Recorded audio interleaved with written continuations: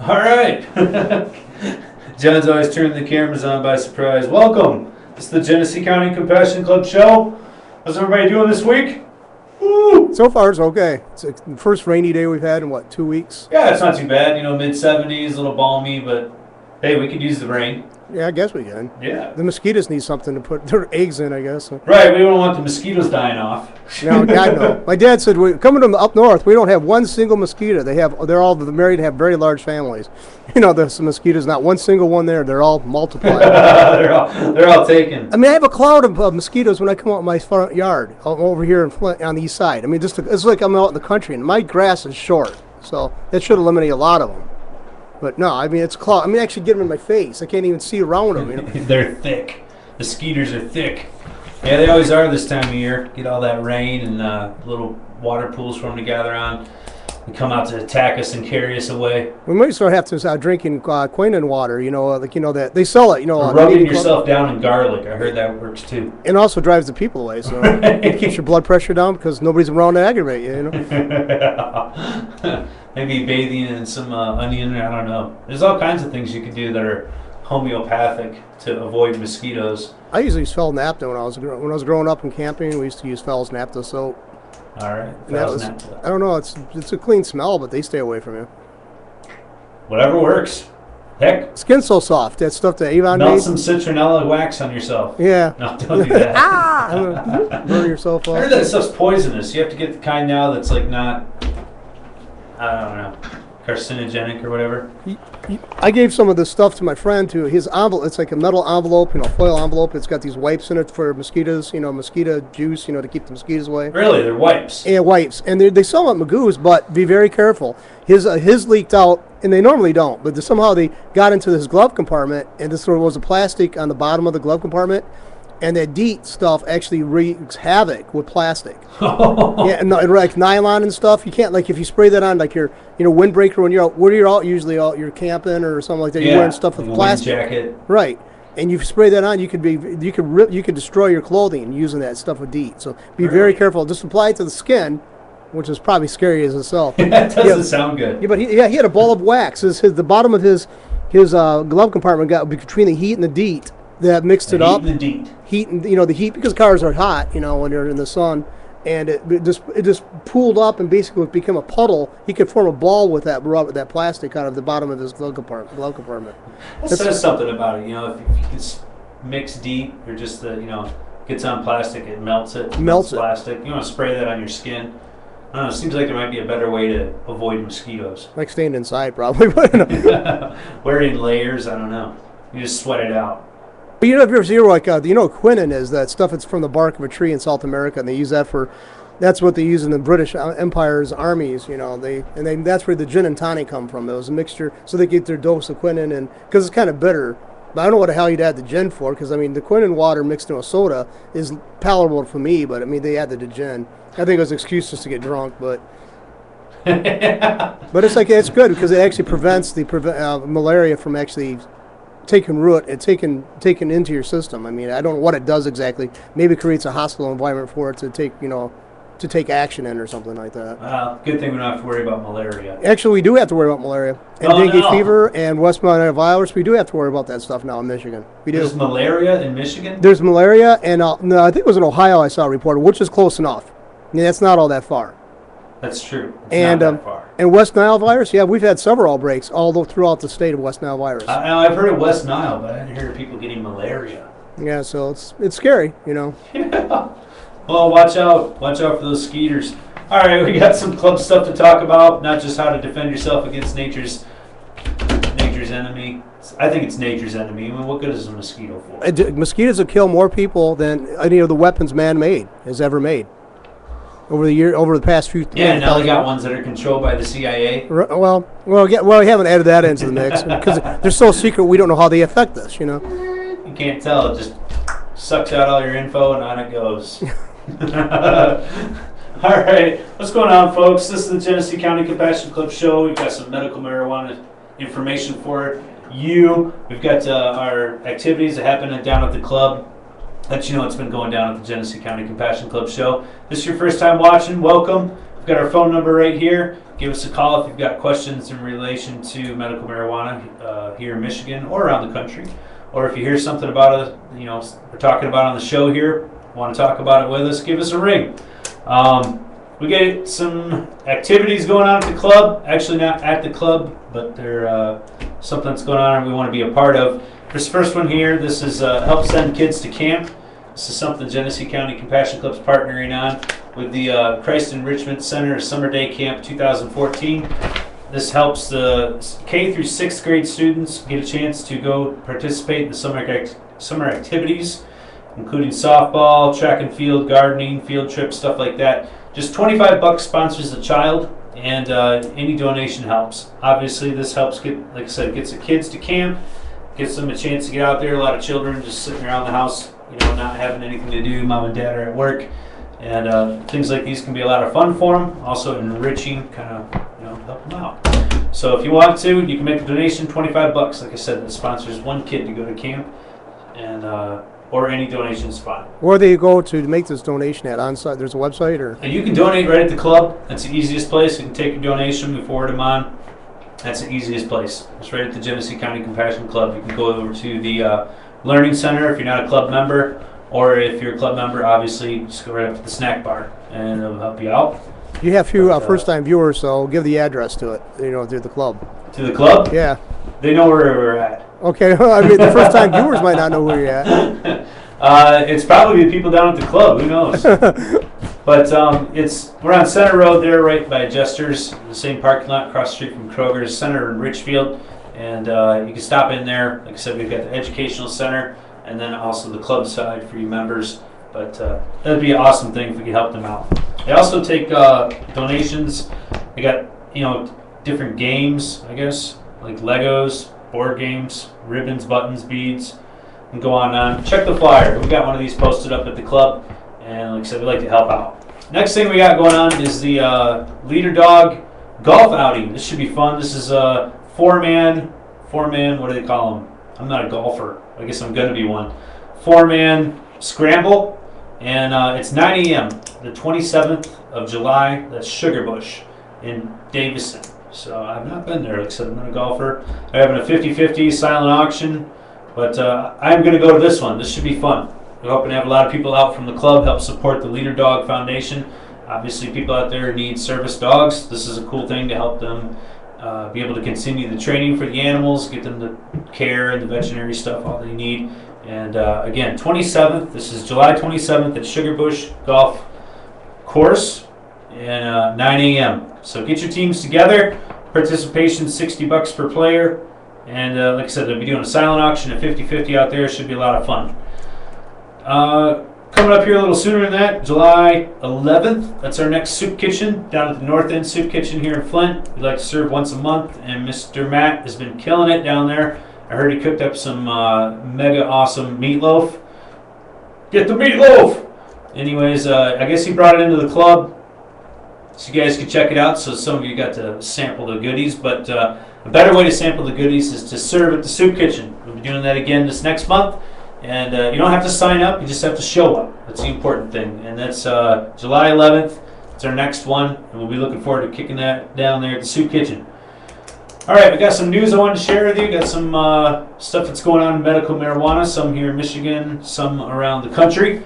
Let you know what's happening out there. It's always interesting to keep up with the news. People always want to know what's going on, over in this state, or what's going on in Michigan as far as the laws or whatnot. So this is what we do to keep you updated. If you've got questions, like I said, feel free to call in. Be glad to take any questions you guys have. It could be about Michigan medical marijuana law. If your questions about caregiving or how to find a patient, how to find a caregiver, whatever's on your mind, let's talk about it. In the news, wanted to mention there's been an issue with Lara cards, the patient cards that they're sending out, also the caregiver cards. Seems like they're missing the trusty hologram. I don't know if you guys can see this on the camera or not. It's probably kind of small, but if you look at the card, I don't know if the camera's gonna be able to pick up the hologram. You can easily see this with your eyes, just rolling it in the light. See, there's a nice little seal there. It's like a circle, and it's got like got a whole bunch of stuff on there. Got some stars, and you Could look at this for a while. This is pretty interesting. I guess I never really looked at the hologram. But it's easy to see. It's hard to miss if you're just looking at the card. Anyways, the state made a mistake and they managed to print some of these, send them out, and they don't have the hologram. So we've had our friend Jamie Freaky. She's out in Davison. She gave us a heads up on this, and we're certainly keeping an eye out for it, trying to help patients stay aware, get them corrected. But you can get them corrected. All you got to do is contact Lara and let them know. You'll have to send in a form, I'm sure, but they should take care of it at no charge and get you out a card that's got the actual state hologram on there, so that way you know your card is authentic and it won't be questioned by anybody. So, but you might want to get that fixed. Check your cards if you've just gotten some recently in the mail. So it seems like there was a batch of them that got sent out from the state. Again, they're missing the hologram on the card. So if you flip it in the light, you'll see if you have one on yours. And if you don't, you're going to want to contact Lara. That's the State Department. Lara. You can check them out online. It's an easy number to contact. And then they'll tell you what to do to get you going from there. Other than that, on the news, got some different stuff I want to share with you. There's always interesting research coming out about medical marijuana, and this is our chance to kind of go through what's been available most recently. And there's some different studies that are out there right now. There's one here. This was some research was done in the U.S. is developing new treatments for breast cancer, and it's based on the compounds known as cannabinoids. Obviously, it's like THC, CBD, CBN. And one of the comments here is they said they determined that CBD was effective at inhibiting metastatic progression. So that's pretty profound. This was published in the British Journal of Pharmacology, and it suggests that both plant-derived and synthetic cannabinoids may hold promise in treating breast cancer. Wow, that's pretty amazing. So there you go, another treatment for cancer. And this is it says they're doing tests in mice and checking them out. It's no human test yet, but research that's being done. It says in one model treatment, cannabidiol was found to reduce breast cancer metastasis by up to 75%. And it says here they didn't test THC, but they did test CBD. So they're isolating the compounds of the cannabinoids there, and then coming up with some pretty interesting results. So I guess we'll have to see. It says they're activating the CB1 and CB2 receptors, and it shows to initiate a number of mechanisms leading to tumor cell death while leaving healthy cells unharmed. And this is mimicking some of the other cancer research that's been out there about medical marijuana. It's pretty cool stuff. For those guys, you haven't had a chance to check out Phoenix Tears or Rick Simpson oil. I know that there's people in the club that have that as well. It's amazing stuff. It's one of the things that a lot of people are finding an effective treatment for all types of ailments, but especially cancer. It's interesting to see this. I mean, maybe marijuana is the next cure for cancer. And with research like this, it probably won't be long before we have viable products out there on the market by big pharma companies, being marketed as a cure for cancer or some form of it. This is pretty cool. But until then, you can get the real thing in Rick Simpson oil form. And, I'd like to see these studies be done and have a little bit more detail with them so that we could know, whether they were vaporizing or maybe they were using some sort of oil, taken orally. Were they just consuming buds, flowers? What exactly were they doing? And that'd be more interesting, I think, to hear. It's I don't know, kind of funny that they don't include all of that in the detail, but it'd be nice to know. I have a feeling that some of these studies are being done with concentrated forms, but they don't really reveal, too often how they're actually administered when they're done through these pharmaceutical companies. I know that there's a few out there that are orally done. It's like a breath spray, but they don't always specify. So I don't know. It says whole plant treatments, so maybe they're doing something there. All right, there's another study that came out, and this is kind of interesting for people that are suffering from Parkinson's disease. I know we've got a number of patients out there in the club that have that. It's a serious disorder. Sleep disorder also is caused from it. They have RBD, which is, let's see here, sleep behavior disorder that causes people to act out their dreams. Common symptoms include talking, shouting, and complex movements during sleep, and it occurs frequently with patients with Parkinson's. But they're saying it's challenging to treat, and they're doing some testing. It says 4 patients treated with CBD had prompt and substantial reduction in the frequency of RBD-related events without side effects. And it says without the drug being continued to be administered, RBD complex movements returned with the same frequency and intensity of baseline after the treatment was interrupted.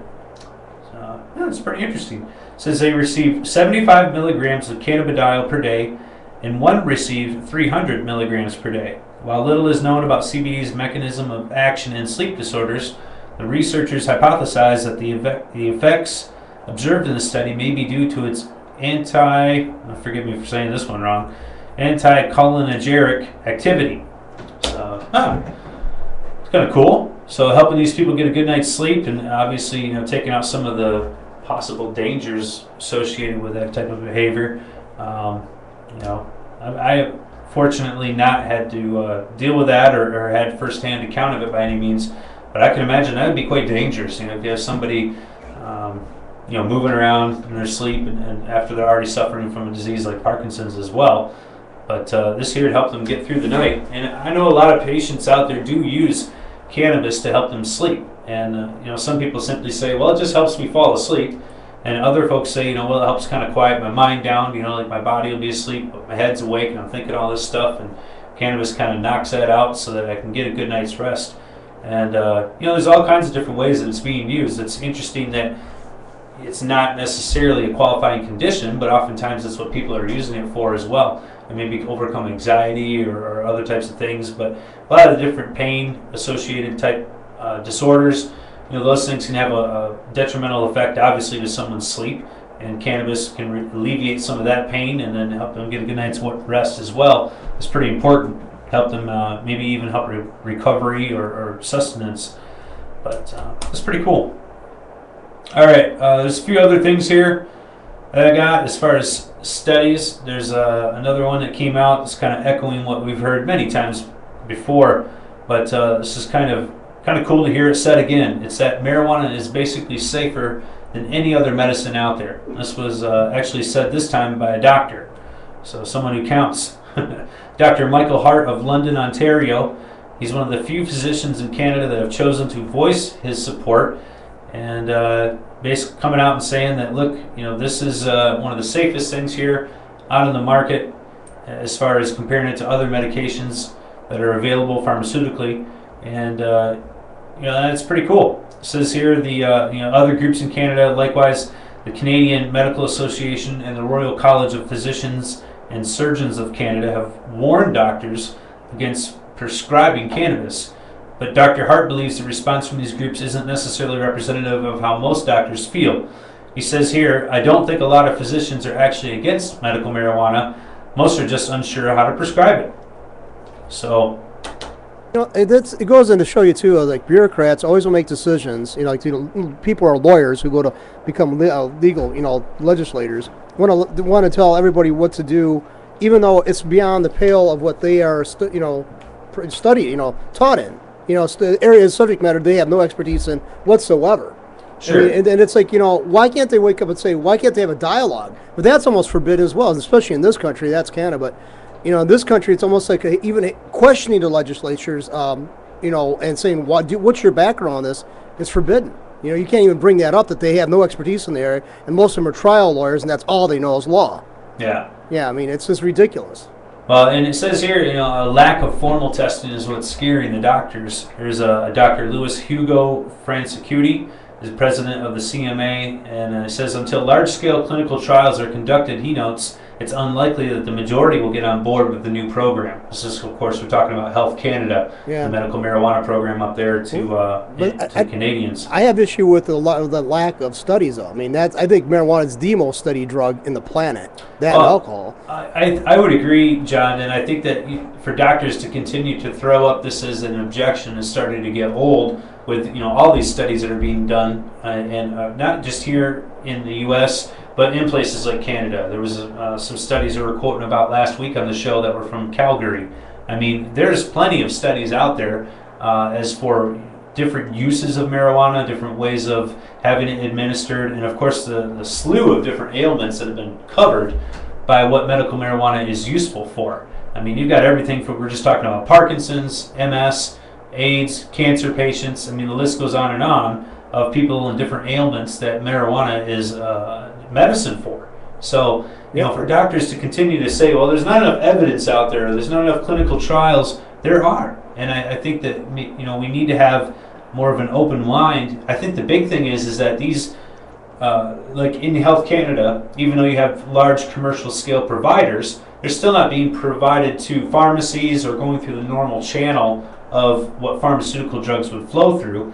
And the actual prescription part of it, when it comes to a doctor saying, okay, well, yes, medical marijuana could be useful for you. However, I have no idea how much to tell you to take, or for what duration, or how to take it. I just don't know, because there's nobody out there telling them, like a pharmaceutical representative would be, on how to actually go ahead and get this administered to the patients. So the doctor's kind of left sitting there, coming up with their own spiel after they've, for the past, just like here in America, you've got a lot of physicians that are going from, you can't talk about marijuana, you certainly can't prescribe it, to going to, okay, well, this is now okay to prescribe, but they don't have the dialogue there. There's no training there. There's no, as far as what you would normally see when a new drug comes out, the pharmaceutical reps are given obviously information based on trials that they've conducted. Same way like marijuana could be done right now, but there aren't the pharmaceutical reps hogging up the lobbies at the hospitals trying to get doctors to prescribe the next marijuana, because it's not flown through the same corporate type of channels.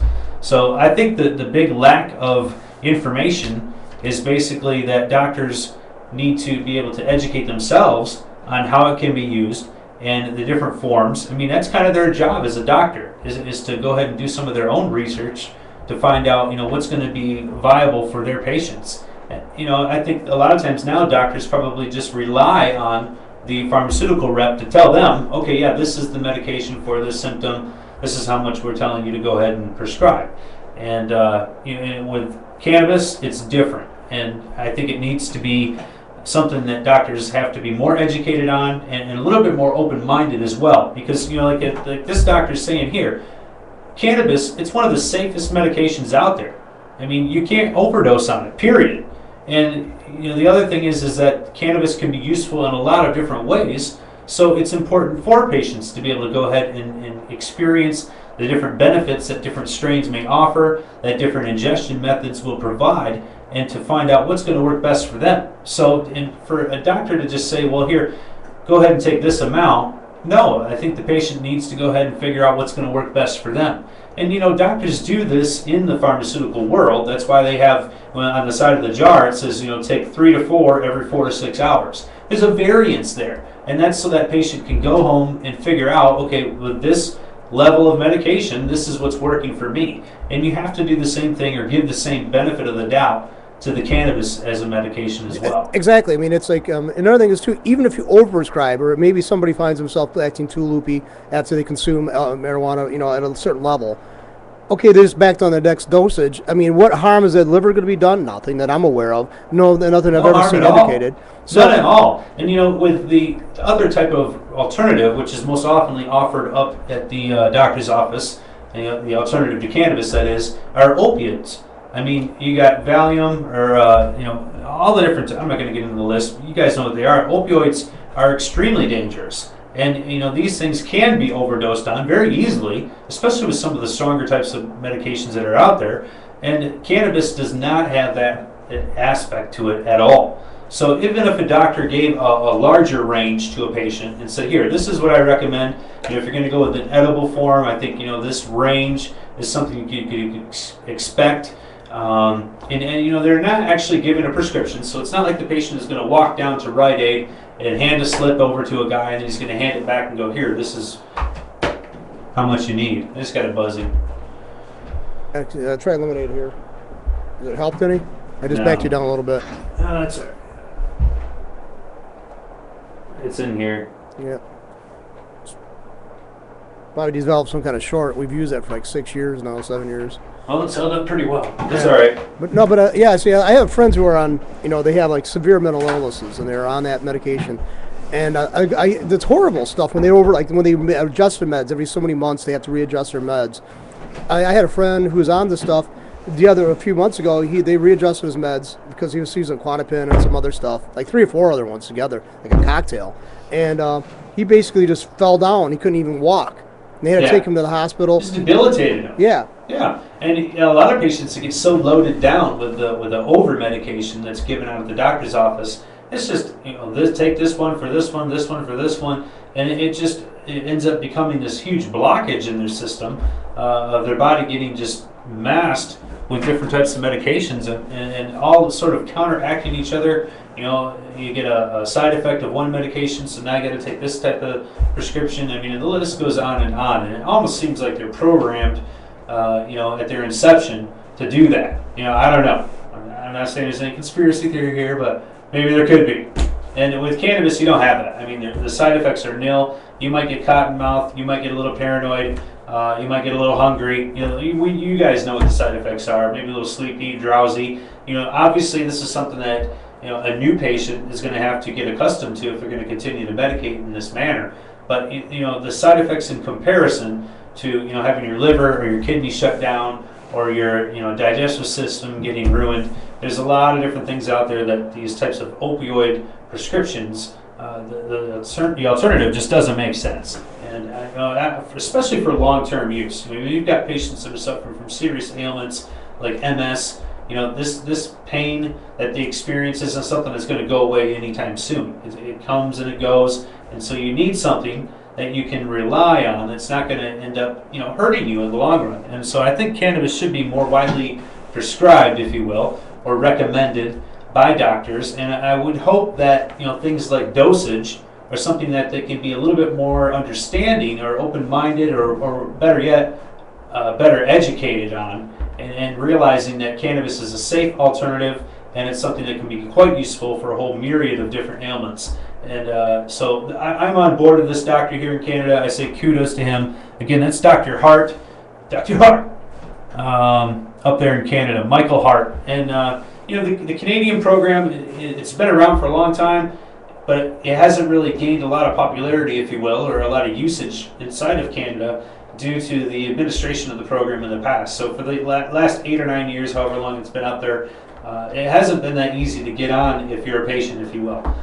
Very, very difficult, and then also very difficult to find a supplier. They did have caregivers in the past, and you did have the ability to grow your own, and they're still fighting that out. Right now, you've got the corporate model that's starting to come in this year, as they will, and getting the licenses, the government approval to produce for medical patients, having it sent out through the mail after it's been prescribed. But if you look at the current model, and right now in the Canadian program, one of the doctors, I guess one of the objections that the doctors should have to at least consider is the fact that, with the, and this is not necessarily a good thing, but with the Health Canada program, patients can only get cannabis in flower form. You can't get a concentrate, you can't get an edible. You'd have to take the flowers and process them yourself as a patient if that's the way that you indeed, intend to medicate. And so definitely a negative thing there, but at any rate, it alleviates some of the responsibility that a doctor could have to consider, or at least the number of alternative, different things that they might have to be educated about. It definitely reduces that for doctors, and so they have even one more step. I think it should be more accepted among them up there in the Canadian land. I don't know why I said that. Canadians aren't Irish. That was what? A boot. So, anyways, yeah, Health Canada, and I was mentioning the court thing. They still don't have that worked out. There's a Supreme Court case up there. They're their equivalent of the Supreme Court, and they're trying to fight it out on whether or not patients can continue to produce their own or have a caregiver. And so it's kind of on hold right now. But it's definitely not a good thing. I mean, potentially the current caregivers that were a part of the system for such a long time being sort of cast aside for corporations, if you will. But yeah, I don't understand this undue diligence, I would say, about marijuana. When you got acetaminophen, which is something you can purchase over the counter, that could cause devastating destruction to your liver, and it's like it's blithely just out there. I mean, they tell you not to take it. And they have reduced the dosage on the bottle. They told you to reduce the dosage, but that stuff could destroy your liver. And that stuff's like available. Kids could get it. I mean, most people. I mean, let's face it. Oh, somebody's calling in. So hold on. Ooh.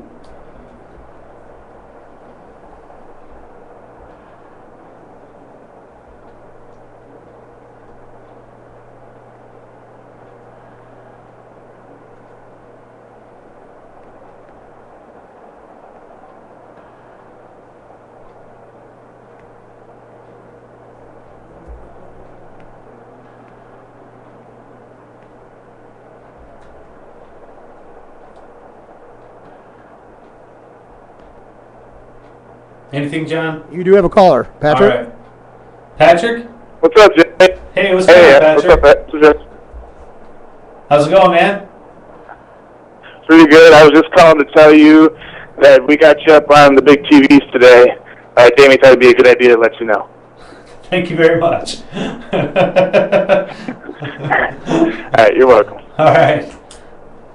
Have a good broadcast, Jeremy. All right, thanks, Patrick, and thanks for getting the TV hooked up. We appreciate it. Man, Okay, you're welcome. Isn't the new club looking great? Yeah. Oh, it's looking friggin' fantastic. I mean, it's not a new club, but it feels like a new club. You walk in there and the lights just blow you up.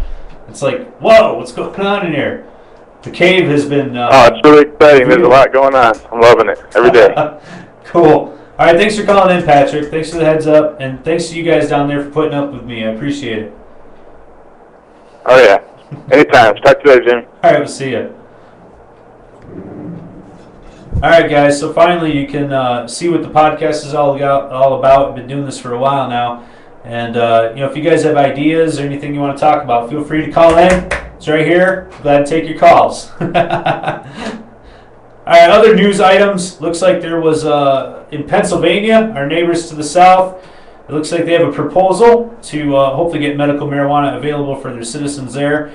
They've got a bill that's going through their Senate, and it looks like the committee may vote on it this year, hopefully. They're saying sometime later this month and maybe possibly up to September, but they want to get a proposal, and they're looking to see what they can do to make this available to Pennsylvania residents. So maybe another state would be added on this year. Got a lot going on around the country. Got all kinds of states trying to get ballots through. Florida being another one. And speaking of Florida, it looks like there's some big money on the line. If you guys have been keeping track of this one, there's quite a few different groups out there putting up some serious cash to try to derail the Florida medical marijuana movement down there. Florida's trying to get it on the ballot. I believe it is on the ballot now. Voters are going to have a chance to take it to the vote on back in, I think it's in November, the regular November vote. But yeah, so that'll be interesting to see what happens there. We're not sure, obviously, but we know the truth. There's been some myths being put out in the media down there. It's kind of funny to see some of the prohibitionist type of baloney that we had to put up with back here 5 years ago when we got our law passed.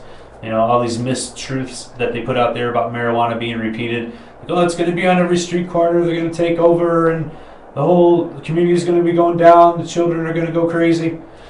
All the stuff you'd expect to hear from typical prohibitionist type mentality. Like Granholm, she opposed the Michigan's concealed pistol licensing back before she became governor, and then after like her first term as governor, she had to admit that all her fears and were not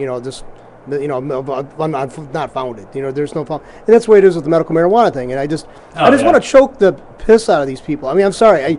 I'm sorry. I mean, they act like this is a new drug, and it's never been dealt with. Okay. And they said, well, what about the more widespreadness of it? I said, most of you are going to go back and tell me you've done this when you're a teenager yourselves. So don't give me this crap. You got this fear element that you really think is legitimate. Okay, I'm not a sanctimonious person. I never smoked it, never will probably. But I'm just sick of this like fear mongering because that gets you nowhere. That destroys rational discourse. I mean, it really does, and that's what these people are doing. It is. Some of the ads that they're putting on there, they're trying to compare potential dispensaries that might occur after the laws passed down in Florida. They're trying to compare them to the pill popping problem that they had down there in Florida a few years ago. Some of you may have heard about it, but they had the pill clinics, as they called them down there, and they'd just basically be shuffling people out the door with whatever pain meds they wanted, and then they go to the next one down the road and get the same prescription over again. But it was a problem down there, and so the opposition is trying to say, well, this is going to be the same thing as that. You're going to have a bunch of drugged out people on the street abusing the program, and I think that's baloney. They could look at enough examples across the country and see, voters can at least, and see for themselves that obviously this can be done in a responsible manner. This is for people that do have debilitating conditions. We're talking about medical marijuana here, not talking about unleashing the dragon or something like that. I mean, get real. It's not anything we haven't heard of before. And, a lot of people think of Florida being as an older generation type state. A lot of folks from Michigan retire down there, or used to anyways. But, I think those people now, those are baby boomers. I mean, they're coming up now. They've been around. Most of them probably smoked cannabis recreationally a long time ago, and now can use it for medicinal purposes. And I think that you're going to find that the voting population down there is going to be a lot more positive support than what the opposition might like to think. What I think is BS, and it's like our Attorney General of Michigan, Bill Schuette, is a prime example of this. I'll name him. I don't want you guys to take to eat from it, but okay. He doesn't understand that people want this. I mean, he doesn't understand the principle of people having a say in the laws they live by. These arrogant bastards think that they have a right to dictate everybody else is going to, and you're going to have to follow their lead, because what gives them more rights than everybody else? They're not that more intelligent. Look at their personal lives. I don't know about Schuette so much, but most of these people's personal lives are disaster areas. Yet they want us to be pretend like they have this great knowledge base and knowledge that none of us ever possesses except for them. And that's the most galling. I don't care if you're on the left or on the right. These people who are so chagrined that somebody actually says, we want this, and we work together collectively to get this passed. We wrote the law. We wanted it. We passed it. And you bastards can't live with it. You guys are not, so you're not in the place. You're supposed to say, yes, sir, no, sir. You're our servants. And I'm tired of us passing stuff and then letting these bastards get away with trying to tweak it. I mean, it stands as is. For those of you that don't know, the voice behind the imaginary box here, that's John. He's our studio production manager here. He rocks it at Flint Talk Radio, and we love having his commentary. But for those of you who didn't know, that's John. Yeah, but it's like, I'm just sick of these people going on saying they can recorrect. I mean, no, we don't. You don't really want that. It's like you elitist cows. I mean, you think that you're better than everybody else. No, we the people, part of the Constitution, what part don't you freaking understand about that? It should at least have to be forthcoming and be like, well, we're people hiding behind the curtain. We're actually the pharmaceutical companies trying to get you from, choosing this as an alternative. It's crazy. It's crazy opposition. Well, I think people are going to see that this type of prohibitionist type of lies that have been propagated in the past. I think they're going to find out, or at least they know by now, this is a baloney. They've been watching the Discovery Channel. They know what's up. They can see what's happening around the country, and they see that people are getting relief. And I think your average voter out there is going to see that and make the right choice. But anyways, all right, I got one more story I want to share with you. This is interesting. For those of you that don't know, out in Colorado, they've got the medical marijuana still. They still have that going on. And then they have the recreational marijuana. You guys all know about that. But the difference, if you're a medical patient out there, is you don't have to pay taxes. The additional taxes that were created in the law, or by the law, as some say, right now is being alleged, and we'll get to that in just a second. But if you're a medical patient, no taxes, no state tax, no excise tax. And if you're just getting it for recreational purposes, and you're subject to, which is the equivalent of about 30%. So it's an additional 30% tax you pay on the product out there. But this guy here out in Colorado is an attorney by the name of Rob Corey. He says he helped author the amendment to the 2012 law that legalized recreational sales. And he's basically rallying and saying that, no, the tax is not legal. They're saying that it's not part of the law. And they're going to fight it out. So a complaint was filed this week in the Denver District Court by Corey and other plaintiffs that are arguing special pot taxes should be eliminated and all the money paid to date should be refunded.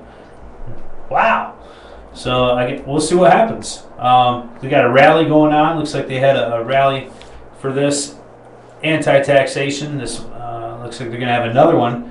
And, I don't know. It says here that residents pay, I think it's 30%, but the residents pay 20%.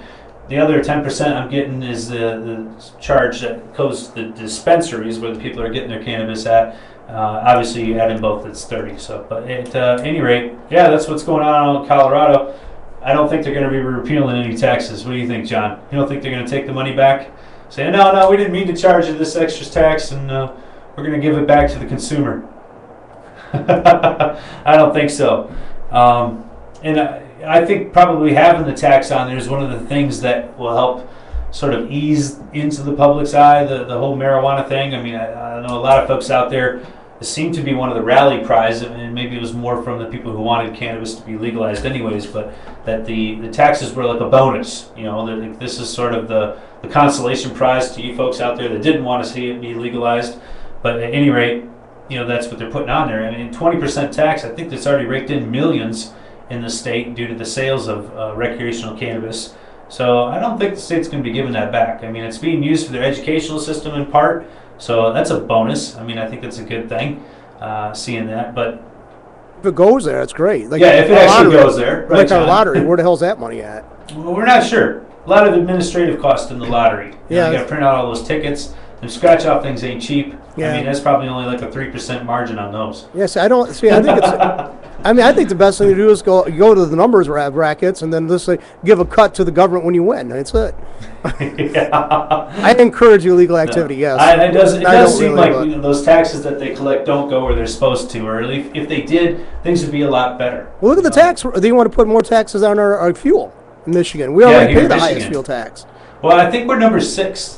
Number 6 in the nation for highest fuel tax. Yeah. And they're looking at increasing it. Like 30 cents each. Yeah, like a pretty good increase. A pretty good increase. Where's that money we already put into it go to now? I mean, it's like I don't see that much road work around Detroit, the Flint area. I hear it's not that much in the Detroit area. People ride those, roads all the time, drive those roads all the time. So I'll tell you what, I went through Detroit on Monday. We actually came back from the Toledo Zoo, went down there to check it out with the fam. We're cruising back from Toledo.